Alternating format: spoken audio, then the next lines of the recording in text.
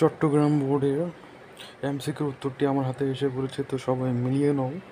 ক, খ, গ এবং গ সেটটি এখানে উত্তরটি দেখে দেখে সবাই সুন্দর মতো মিলিয়ে নাও। কার কয়টি হয়েছে পরে আমাকে অবশ্যই কমেন্টে জানাতে ভুলবো না।